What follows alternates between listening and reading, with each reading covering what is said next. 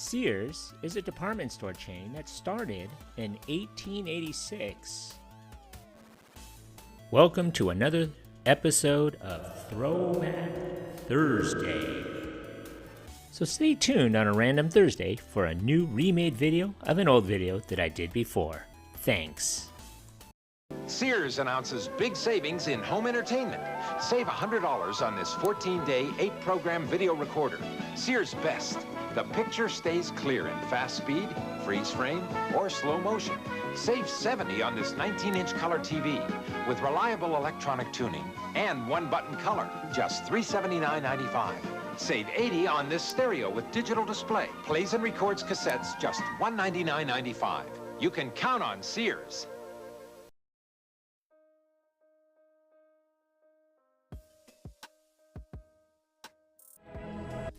The year was 1892. Sears was founded by Richard Warren Sears and Alva Curtis Roebuck.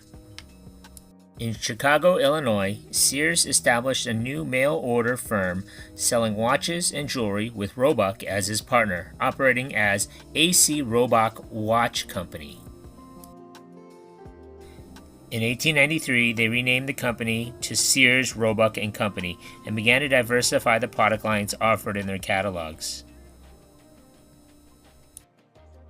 Before the Sears catalog, farmers near small rural towns usually purchased supplies, often at high prices and on credit, from local general stores with narrow selections of goods. Prices were negotiated and relied on the storekeeper's estimate of a customer's creditworthiness. Sears took advantage of this by publishing catalogs offering customers a wider selection of products at clearly stated prices. By 1894, the Sears catalog had grown to 322 pages, including many new items such as sewing machines, bicycles, sporting goods, and automobiles. By 1895, the company was producing a 532-page catalog. Sales were more than $750,000, $23 million in today's value. The financial panic of 1893 led to a recession, causing the catalog company a cash squeeze and large quantities of unsold merchandise by 1895. Roebuck decided to quit. Sears offered Roebuck's half of the company to Chicago businessman Aaron Nussbaum, who in turn brought in his brother-in-law, Julius Rosenwald, to whom Sears owed money to. In August 1895, they bought Roebuck's half of the company for $75,000, $2.3 million today. Sears and Rosenwald got along well with each other, but not with Nussbaum. They bought him out for $1.3 million in 1903, $37 million value today. Rosenwald brought to the mail-order firm a rational management philosophy and diversified product lines: dry goods, consumer durables, drugs, hardware, furniture, and nearly anything else a farm household could desire. In 1906, the company went public. Sears and Rosenwald established Sears, Roebuck & Company in the state of New York, which effectively replaced the original company. Also in 1906, Sears opened its catalog plant and the Sears Merchandise Building Tower in Chicago's West Side. The company began to introduce its own brands in the 1920s, including Craftsman, Die Hard, and Kenmore. As the nation urbanized, Sears' business model faced competition from city department stores. The mail-order market was based on rural America with a slow-growing population and far less spending power than in urban America. Rosenwald decided to shift emphasis to urban America, who brought in Robert E. Wood to take charge. Rosenwald oversaw the design and construction of the firm's first department store. It was built on land within the Sears, Roebuck & Company complex. The store opened in 1925. The first Sears retail stores were pioneering and broke the conventions of the time in 3 ways. First, their location away from main shopping districts. Second, their innovative store design. And third, their unconventional product mix and retailing practices. Sears was also a pioneer in creating department stores that catered to men as well as women, especially with lines of hardware and building materials. It de-emphasized the latest fashions in favor of practicality and durability and allowed customers to select goods without the aid of a clerk. In 1931, Sears sold insurance through its Allstate subsidiary. Yes, you guessed it, Allstate Insurance. My father worked for Allstate for over 30 years, and we even got a discount at Sears. In 1933, Sears issued the first of its Christmas catalogs known as the Sears Wish Book, a catalog featuring toys and gifts separate from the annual Christmas catalog.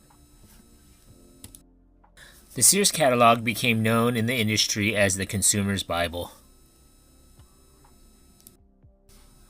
Starting in the 1950s, the company expanded into suburban markets and malls in the 1960s and the 1970s.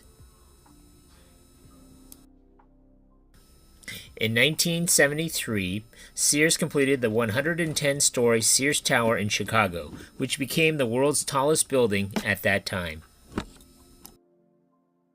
The company became a conglomerate during the mid-20th century, adding Dean Witter and Caldwell Banker Real Estate in 1981, starting Prodigy as a joint venture with IBM in 1984, and introducing the Discover credit card in 1985. In the 1990s, the company began divesting itself of many non-retail entities, which were detrimental to the company's bottom line. Sears spun off its financial services arm, which included brokerage business Dean Witter Reynolds and Discover Card. Sears later acquired hardware chain Orchard Supply Hardware, or OSH, in 1996, and started home improvement store The Great Indoors Home Design Center in 1997.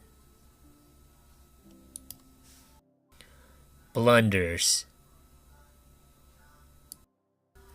The cost of distributing the once highly influential general merchandise catalog became prohibitive. Sales and profits had declined. The company discontinued the catalog in 1993. It dismissed 50,000 workers who had filled the orders. This was before the internet became an effective tool. With the advantage of hindsight, the timing was poor. Sears already had in place what it took Amazon and Walmart years to achieve. In 2003, Sears sold its U.S. retail credit card operation to Citibank. Also in 2003, Sears opened a new concept store called Sears Grand. On November 17, 2004, Kmart Holdings Corporation announced it was going to acquire Sears Roebuck & Company for $11 billion after Kmart completed its own bankruptcy. By 2010, the company was no longer profitable. From 2011 to 2016, the company lost $10.4 billion. Sears spent much of 2014 and 2015 selling off portions of its balance sheet, namely Land's End and its stake in Sears Canada. In 2017, Sears sold the Craftsman brand to Stanley Black & Decker, Inc. for approximately $900 million. During this period, the company also announced that it would close 150 stores, 109 Kmarts, and 41 Sears outlets in an attempt to cut its losses. Sears declined from more than 3,500 physical stores to just 695 U.S. stores from 2010 to 2017. On October 15, 2018, Sears filed for Chapter 11 bankruptcy protection. Near the end of 2019, Sears sold the brand name Die Hard to Advance Auto Parts for $200 million. Sears was bought in 2019 by ESL Investments, which renamed the company from Sears Holding Corporation to Transform Co. At the time, the company had 700 stores. The acquisition of Sears assets by Eddie Lampert in 2019 was significant, highlighted by a $200 million sale of Die Hard to Advance Auto. Lampert was a hedge fund manager and former chairman and CEO of Sears, who purchased the company in bankruptcy auction for $5.2 billion in January of 2019. Transformco was formed in February of 2019 as a private holding company. It took over the leftover assets of the once powerful Sears holding company. This significant holding entity was the result of an $11 billion fusion in 2004, merging two giants, Kmart and the century-old Sears Roebuck & Company. In 2022, Sears Holding Corporation officially emerged from bankruptcy, ending its Chapter 11 proceedings. However, the company had shrunk dramatically, with its physical store presence reduced to just 22 locations. The remaining Sears stores were located in California with 4, Colorado, Florida with 3, Hawaii, Kansas, Louisiana, Maryland, Massachusetts, New Jersey, North Carolina, Pennsylvania, Puerto Rico, Texas, and Washington. Around the same time, liquidation sales commenced at 115 Sears hometown stores across 36 states and Puerto Rico. They offered shoppers significant discounts on home appliances, tools, and other items totaling $40 million in value. Managed by Tiger Group, SB 360 Capital Partners, and B. Riley Retail Solutions, the sales come after Sears Hometown's Chapter 11 bankruptcy filing in Delaware on December 12, 2022. Sears continued to shrink its physical presence, undergoing a restructuring that included store closures and a focus on e-commerce. In 2023, the number of physical stores dwindled, with many locations closing permanently. In fact, one store actually reopened in 2023, with the Burbank, California location reopening. Some previously closed stores were temporarily reopened, though with a different focus and limited selection of merchandise. By August of 2023, there were only 12 total Sears stores remaining in the U.S., with 10 in the U.S. mainland and 1 location in the U.S. territory of Puerto Rico. By the end of 2024, Sears was reportedly looking for rent concessions on all of their locations so they could keep the lights on. And financial woes continued to follow the Sears brand.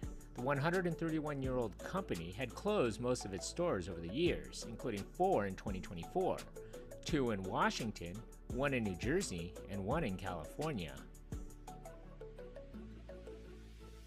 I decided to do some research, and I learned that as early as March of 2025, an online article stated that there were actually only 8 remaining stores left, including 1 in Braintree, Massachusetts, 3 in California, 2 in Florida, 1 in Texas, and 1 in Puerto Rico. I visited this Sears store in Whittier, California, which is a 3-level, 130,000 square foot store. Sears moved into this location in 1996 after the Broadway department store changed its nameplates and sold off their location to Sears, who moved into this spot in November of 1996. Although the store is over 130,000 square feet, Sears is only using a third of the building. It sounds pretty big, but when I first entered the store, the lower level, which encompasses only 43,000 square feet, was the actual only store space being used. It is one of only 2 locations left in Southern California, with the other location being in Burbank, California. Going through the store displays are arranged so that it appears to be quite spacious. There isn't a lot of inventory in the store. The sections are pretty small, and all the material goods is spread out so that it appears that the store is full. The store is actually pretty empty, and that isn't even mentioning the number of customers shopping at the store, which was essentially me and about 2 other people walking around the store. There was maybe 4 sales associates walking the floor. That was on a Wednesday afternoon. As for someone who does histories about defunct or soon-to-be defunct stores, I really hope that Sears pulls through and survives. What are some of your memories of Sears? Leave a comment below. Thanks for watching.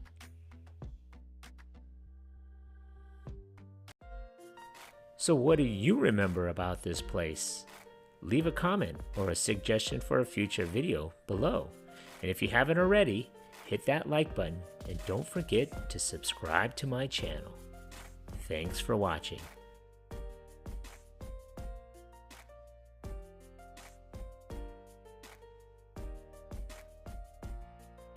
Yeah. Bringing back memories from the good old days.